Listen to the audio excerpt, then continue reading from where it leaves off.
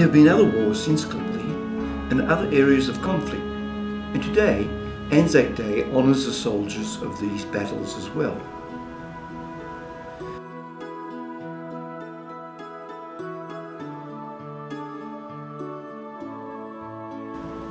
As veterans of recent wars polish their medals and get ready to march down the streets, it is an opportunity for old friends to gather and for families to remember.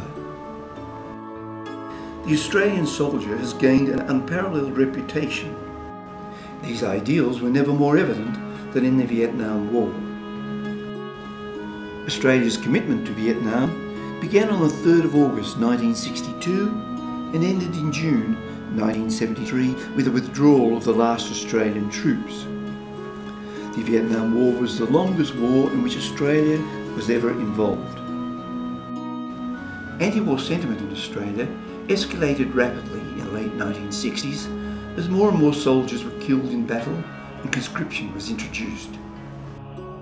Returning Vietnam veterans were shunned by both the public and by some World War II veterans.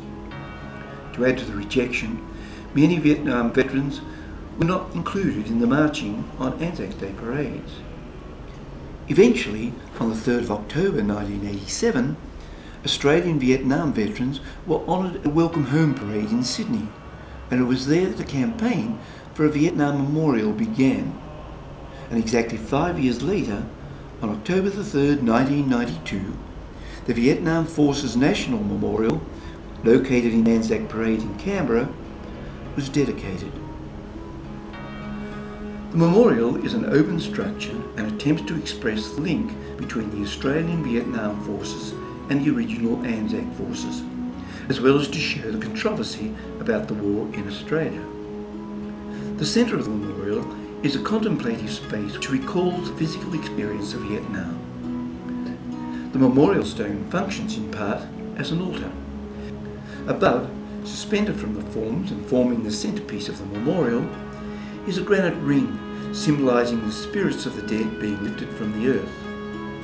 Sealed within one of the stones of the ring is a scroll bearing the names of those Australians who died in conflict. The focus of the memorial is a larger-than-life image of Australian servicemen in Vietnam. In the landscaped area surrounding the memorial, there are 6 seats dedicated to the memory of the Vietnam servicemen who are recorded as missing in action. Is the memorial enough to heal the unseen wounds of the Vietnam veteran? For many veterans, the recognition came too late. For others, it was the beginning of a healing process. For the Australian public, it was a chance to say sorry for the way they treated their soldiers on their return from the jungles of South Vietnam. Most diggers don't want sorry.